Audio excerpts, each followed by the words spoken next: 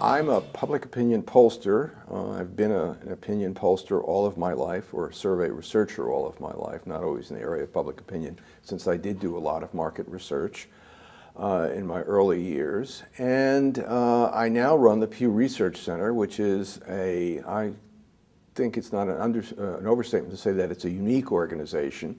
We study public opinion, about politics, about media, about international issues. We also have a group that studies the internet. We have an effort on religion in public life. We have a social trends unit, and I probably have left some.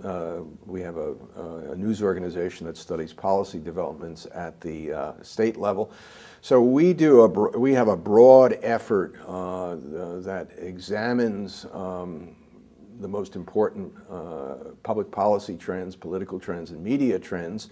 And we do it as a public service. We do it to provide information to the people, to the political leaders, to the media about American society and global public opinion and those sorts of things. And I'm delighted to be heading this, and it's been quite successful, and I'm very proud of it.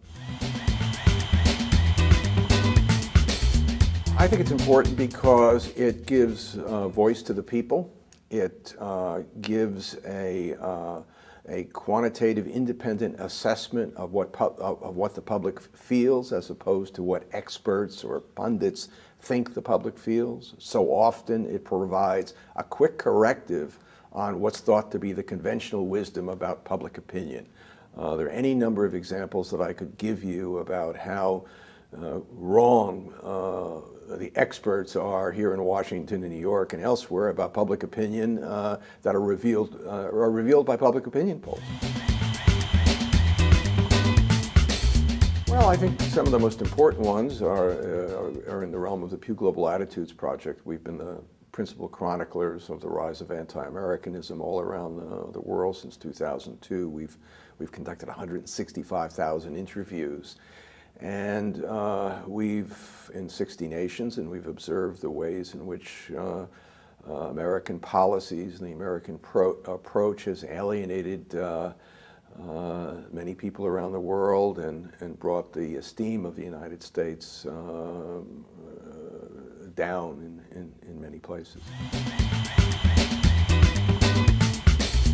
Well, global opinion is a little more complicated than the typical public opinion poll. Let's do a typical public opinion poll. I think that would be easier. A nationwide survey is conducted in the following manner. There's a sample of working banks of telephone numbers are drawn, and telephone numbers are randomly generated within those banks, and a group of interviewers working on computers with questionnaires on their screens begin to call these numbers that have been randomly generated from all over the country, soliciting the views of adult men and adult women, if that's all adult men and all adult women. And they have a prescribed questionnaire. In our case, it generally runs about 20 minutes, sometimes less. You can't keep people on the phone for much more than that unless you make an appointment with them about some particular thing that is close to their lives. And we write the questionnaire. It's based upon many long-term measures that we have about public opinion. Do you approve or disapprove of the way President Bush is doing his job, or congressional or political preference questions? But it also includes a mix of questions about current policy. Have you followed what General Petraeus has said about the developments in Iraq since the surge? Do you generally agree, approve, or disapprove of his recommendations?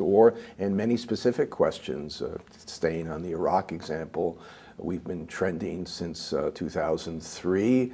How well's the war effort going? Did we do the right thing in going to war? Should we keep our troops there till the situation's stable, or should we get out? And we have long-term trend lines on these things, as well as what people know about what's going on in Iraq, and we're able to assess the ways in which public opinion about Iraq or other issues have evolved. Well, I think it's the best way of gauging public opinion, doing something that's independent, that's quantitative, that doesn't give just the loud voices a say about how things are going, or doesn't give so-called experts the notion that they know what public opinion is. I think that's what makes public opinion polling pretty important. Qualitative assessments of public opinion, going out and talking to people and understanding the nuance to what's behind the numbers. I think it's awfully important as well. And the other thing is, another measure of public opinion is behavior. How many people are doing this and how many are doing that? You can see those reflections of public opinion in official statistics and market trends and all kinds of things. In lots of ways. First of all, public opinion polling is used, not the kind of polling that I do, but the kind of polling that the political consultants has been used now for 2 decades to help candidates get elected. It helps shape messages. It helps, most importantly, it helps monitor the great expenditures that political candidates make these days in media. You can't go out and spend millions of dollars with no sense of whether or not it's working until you wake up on election day to find out. With the advent of telephone polling, which began extensively and became the norm in the 1970s, that enabled people to go into business as political pollsters, as opposed to doing what I do and what Gallup does, which is doing independent public opinion polling for the media and for, in our case, for the public itself through the Pew Research Center. But you have the independent media pollsters, you have the partisan pollsters. They do different things. When I first started, there were 2 or 3 major polling organizations: Gallup and Roper and Lou Harris. Since then, with the advent of opinion polling, the news organizations were able to go into opinion polling themselves, and they started their own polls, and then all of the partisan polling that we've talked about. So there's much more polling. There's now polling that's done in using kind of high-tech methods, polling that calls people with auto dialers where they're not real interviewers but recordings, so-called robo-polling. There's internet surveys. I'm not a great fan of robo-polling, and as far as internet surveys, you can do a very good survey on the internet if you can get a good sample of people, but drawing a random sample of the country or of a state or of a town is difficult, because no place to go draw a systematic or random sample of email addresses. And I'm not a big fan, and I'm very suspicious of these polls that are predicated upon the harvesting of people who volunteer to be polled. People who volunteer to be polled are essentially different than the people we call up and have to root out of their dinner time to take some questions about President Bush or how they feel about health care reform. I don't know. It's very hard. It's increasingly hard. A number of media organizations, for example, are taking the least expensive route, and they will do some of these surveys that I think aren't as methodologically sound as what the CBS New York Times poll does, or what Gallup does, or what we do. One of the most important things for people to do in evaluating an opinion poll is look at the question that was asked. Look at the inferences that are being drawn from the results of the question, and say to themselves, well, how would I have answered that question, and what would that say about my opinion about what to do next in Iraq? Polling is a tool for leadership. It's not a program for leadership, and you can abuse a tool. You can overuse it. And a leader who looks to the latest poll findings and says, well, that's what I should do, that's not a very good leader. I mean, that's someone who's not taking this poll and saying, well, what am I going to have to do to get public acceptance of my policies. It's someone who is interested in their own election or re-election and their own popularity rather than genuinely serving the public interest.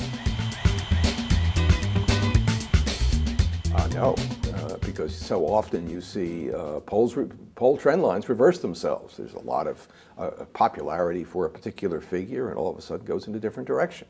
Look how popular President Bush was for a number of years. If polls were self-fulfilling prophecies, his approval ratings would have never come down.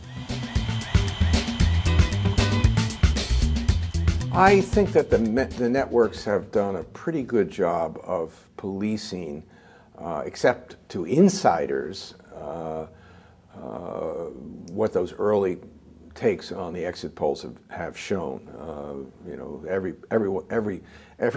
member of the media political community in Washington by 4 o'clock has known what the early exit polls have been showing in presidential elections, and that has a different set of problems. But in terms of the voters themselves, the networks and the media generally have cleaned up their act, and they're not reporting at 6 o'clock or 7 o'clock what the polls are suggesting, and I don't think there's much risk that voting is being discouraged by these polls. We have a very good record, and the polls that I've done have been pretty good. I've had a couple of bullseyes on presidential elections where the numbers were absolutely right, and in every presidential election that I've directed, I've been within the margin of error, so to speak, and sometimes even well within the margin of error, right on the nose. But the one that I'll always remember is I got the New Hampshire primary wrong in 1988. And there's nothing worse than being publicly wrong. It is a humbling experience, because everyone say, "Hey, I thought you said that so-and-so was going to win the New Hampshire primary." And so that, you know, I sincerely hope that somewhere along the line, it doesn't say in my obituary he did this, this, and this, but he got the New Hampshire primary wrong in 1988. I'm just teasing there, I'm sure. I'm hoping it won't, at least. Well, it's easy for us because we go out and keep polling, and we then show that we've learned the lesson. I mean, Gallup, who again I started with back in the late '60s. You know, he was wrong in '48. It shaped views about public opinion polling, certainly shaped his notion, shaped his business. And a lot, you know, and that was an extraordinary event in his life and in his career and in the course of polling. God, there were congressional hearings about how could all the polls get it wrong? And what he did is he turned his methodology over to a great statistician at Gallup, and they revamped what they were doing. I mean, you learn from these experiences. But, you know, to get back to this point, I think having to get it right, not only with regard to the presidential election, but to have your polls conform to what the census is showing about the distribution of the population, or what official statistics are showing about you know, certain patterns of behavior or ownership of things. You have to work hard to make the measures and the questions and the sampling be accurate.